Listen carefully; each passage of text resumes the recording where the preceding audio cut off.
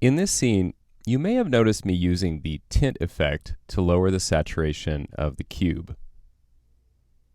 Now you may be wondering, why did I do it that way when there's a perfectly useful hue saturation effect in which I can lower the saturation? So now I'm going to get into a bit of extreme nerdy detail about the difference between hue and saturation and tint. But this is very important, particularly if you're ever trying to create a black and white image.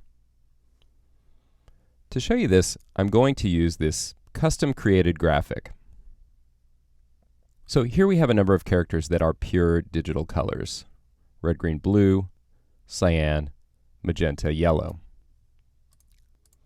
I'll apply hue and saturation and lower saturation, and something very strange happens. The characters disappeared because as I desaturated them, they became pure gray.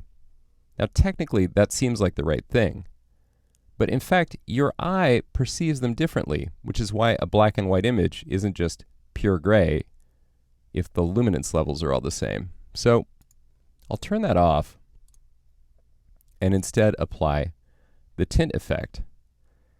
Tint takes into account the fact that your eye sees green as brighter than red and blue as darker. So yellow, being the opposite of blue, is the brightest of all. Now, I don't have to leave this at the default 100%. I can actually dial it back.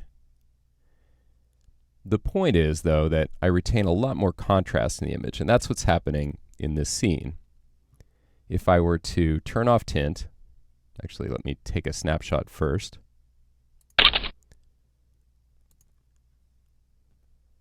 And instead lower saturation.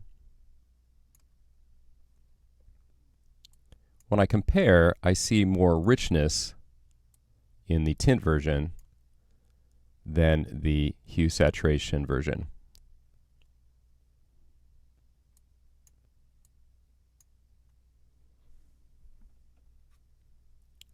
So if you're among the many who habitually reach for hue and saturation when you actually want to dramatically lower the saturation of a layer or image, or even turn it black and white, tint is most often the effect you actually want.